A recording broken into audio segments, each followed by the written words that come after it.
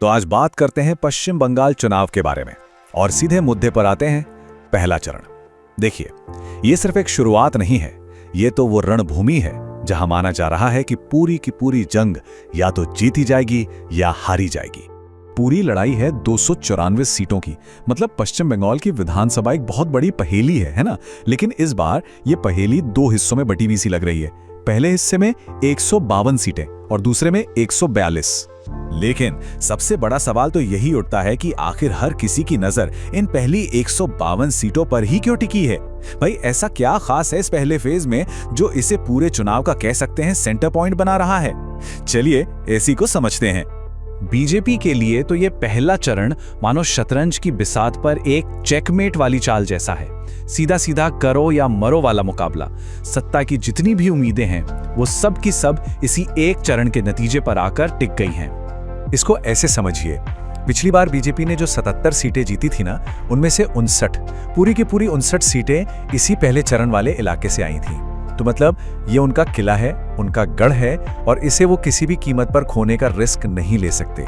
लेकिन हर किले की अपनी दीवारें होती हैं तो कमजोरियां भी होती हैं। इसी फेज में टीएमसी ने 92 सीटें जीती थीं, एक जबरदस्त बढ़त। तो हाँ, बीजेपी यहाँ मजबूत तो है, पर उन्हें एक बहुत बड़े गैप को भरना है। ये लड़ाई बिल्कुल भी आसान नहीं होने वाली। तो फिर बीजेपी के लिए वो मैजिक नंबर क्या है? वो कौन सा आंकड़ा है जिसे उन्हें छूना ही होगा? राजनीतिक जानकार कहते हैं कि वो नंबर है 100। जी हाँ, 100 सीटें। सरकार बनाने की उम्मीद अगर जिंदा रखनी है तो उन्हें इसी पहले फेज में 100 सीटों का आंकड़ा पार करना होगा। मतलब अपने पिछले प्रदर्शन से लगभग डबल। ये टारगेट बहुत बहुत बड़ा है। और ये 100 का आंकड़ा इतना जरूरी क्यों है? वही इसलिए क्योंकि दूसरा फेज बीजेपी के लिए किसी बुरे सपने से कम नहीं है। पिछली बार दूसरे फेज की 142 सीटों में से उन्हें मिली थीं सिर्फ 18 सीटें। तो हिसाब एकदम साफ है, या तो पहले फेज में एक बड़ी जीत हासिल करो या फिर गेम ओवर। अच्छा, तो क्या ये 100 का टारगेट बस एक सपना है या इसे वाकई में हासिल किया जा सकता है? क्या बीजेपी 90 का आंकड़ा भी पार कर सकती है?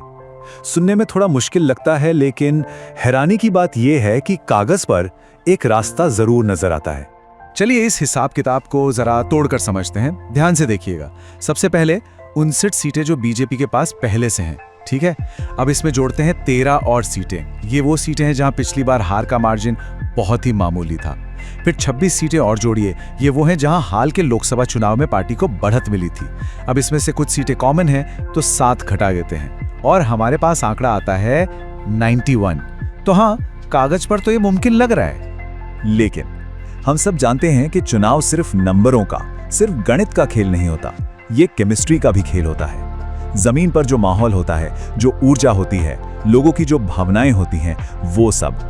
और इस बार तो कुछ बहुत ही अनएक्सपेक्टेड चीजें इस केमिस्ट्री को पूरी तरह से बदल रही हैं। एक एनालिस्ट ने बहुत अच्छी बात कही कि अब ये चुनाव अरिथमेटिक्स से निकलकर केमिस्ट्री में चला गया है। मतलब अब बात सिर्फ आंकड़ों की नहीं रही, अब बात लोगों के दिलों और दिमागों को समझने की हो गई है। तो ये अरिथमेटिक और केमिस्ट्री, इसमें आखिर फर्क क्या है? देखिए, अरिथमेटिक है ठंडा ठोस डेटा, पिछले रिजल्ट्स, वोट शेयर, सीटों की गिनती। और केमिस्ट्री वो चीज है जो हवा में महसूस होती है, एक बिजली की तरह। वो उत्साह, वो मोमेंटम और वो एक एहसास कि हाँ, इस बार कुछ बड़ा होने वाला है। और इस बार की केमिस्ट्री को बदलने में एक बहुत बड़ा और कह सकते हैं कि एक अनएक्सपेक्टेड प्लेयर मैदान में है, चुनाव आयोग। उन्होंने ऐसे ऐसे नियम लागू किए हैं जो शायद बंगाल के चुनावी इतिहास में पहले कभी नहीं देखे गए। जरा सोचिए, पोलिंग से ठीक पहले 2 दिन तक कोई बाइक रैली नहीं होगी। शाम 6 से सुबह 6 बजे तक मोटरसाइकिलों पर एक तरह का कर्फ्यू, और तो और दिन में भी बाइक पर पीछे कोई नहीं बैठ सकता। ये सब क्यों? मकसद सिर्फ एक है, वोटरों को किसी भी तरह की धमकी या डराने धमकाने से रोकना। इस चीज को एक टर्म दिया जाता है सोर्स जैमिंग।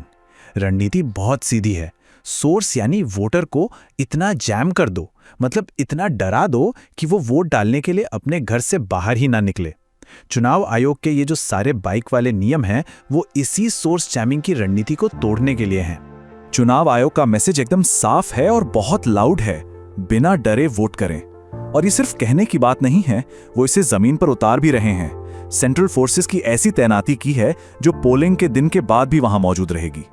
तो इन सब बातों को अगर एक साथ जोड़कर देखें, अरिथमेटिक, केमिस्ट्री और चुनाव आयोग के ये नए कदम, तो हम घूम फिरकर उसी एक सवाल पर वापस आ जाते हैं, क्या बंगाल चुनाव का फैसला असल में इसी पहले चरण में हो जाएगा?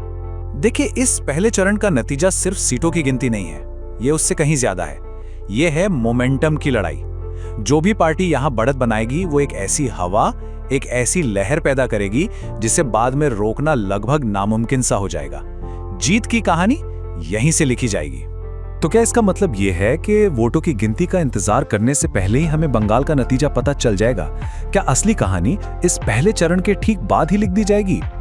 ये वो सवाल है जिसका जवाब सिर्फ बंगाल नहीं बल्कि पूरे देश की राजनीति पर असर डालेगा।